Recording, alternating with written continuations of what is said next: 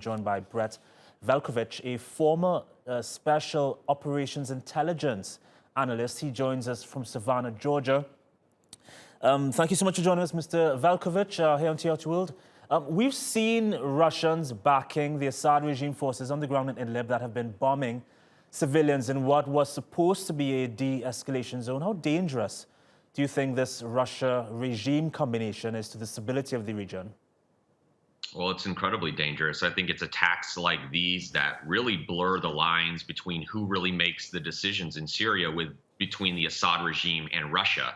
And I know that Turkey has really avoided accusing the Russian military of direct involvement in these attacks on Thursday in Idlib. But I find it really hard to believe that in one way or another, Russia didn't authorize that strike. There is a very close relationship between, the Russians and Syrian military operations from a tactical perspective.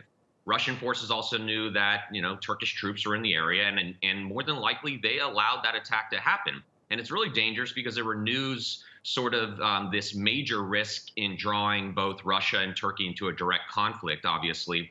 And so this issue, I think, in the end, is going to have to get worked out diplomatically, probably just between both presidents. I'm not sure that tactically, from a military standpoint, it's going to get worked out without Putin and Erdogan getting involved directly and talking to each other about the issue. Well, they are going to speak about it in next week.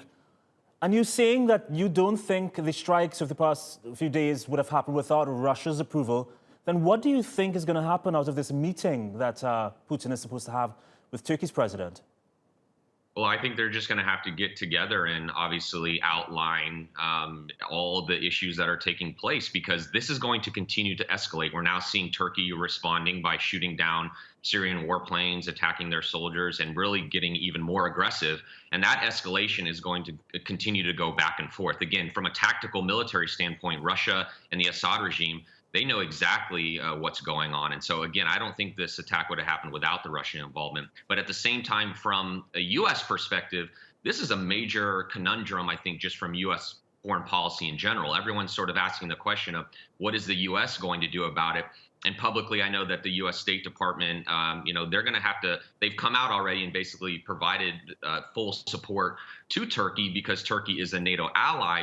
But realistically, behind the scenes, I don't see a situation in which the U.S. government gets involved in terms of sending military troops out there or even sending, a lot of weapons. I know there's this talk of the Patriot missile system going out there, but there is a lot of bad blood still in our Congress and the House of Representatives in particular about Turkey's purchase of the S-400 Russia missile defense system. And so there's a lot of members of the U.S. government that are still very upset about our relationship with Turkey in terms of allowing the military operation to happen. And so there's a conundrum there in terms of our involvement, and I don't think we'll get involved other than primarily diplomatically. And so in the end, it is going to have to be something that gets worked out between the seniors within the Russian government and Turkey as well.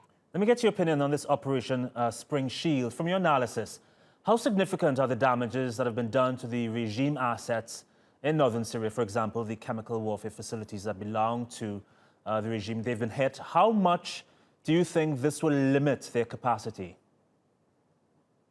I think very significantly, and that's obviously important because of previous chemical attacks that we believe have happened throughout the country that has created this humanitarian crisis. And in the end, strategically, that offensive is very significant to be able to limit their attacks, especially on civilians, which I think everyone is primarily concerned with. I mean, look, especially with the latest that's happened in Idlib, something has to be done to reduce this escalation because, the heavy fighting there, we've seen a major humanitarian catastrophe, one of the largest and single largest wave of displaced persons coming into Turkey since the Syrian civil war began. And so any types of offenses that are going to stop the Syrian government's ability to conduct widespread attacks against civilians and these disparate types of attacks that would lead to these major humanitarian waves of displaced personnel coming in is going to only benefit, I think, everyone in the long run. Mr. Velicovich, you are an expert on drones as well. What's your assessment on how effective they've been in this operation for the Turkish forces? So I've been taking a very close look, in particular, about in regards to Turkey's capability with drone technology, because at least from my perspective, I've been very impressed with the Turkish government's use of drone technology. In fact, we've even seen some talk of them using what is called swarming technology. Imagine a swarm of birds or bees flying at a particular target and doing that with drone technology. And we've never seen that actually being used within a military operation, and there's talk that that is happening. Drones absolutely are what we call in the US space a force multiplier. So even though you've got Turkish troops that are unable to go to different parts of the country, they're able to push those drones out to provide information, intelligence, and even, conduct a direct kinetic attacks. And if a situation happens where maybe something comes out in the end that the Syrian government, did not know that these were Turkish troops they were attacking, which is obviously a rare case. Drone technology would be the evidence that would be able to allow people to say, no, they knew that these individuals are there, and really increase the intelligence sharing and information knowledge. And that's what drone technology is doing for the Turkish offensive, is it's providing more intelligence and situational awareness to troops on the ground that would otherwise not necessarily know, who they're fighting. In this area in particular, Syria, I mean, we're talking about a lot of different forces coming together. And again, those lines are blurred between what forces are in what location, and drone technology is only going to aid in allowing everyone to understand where folks are. All right, Brad Velicovich, thank you so much for taking time with us to speak here on TRT World. We appreciate it.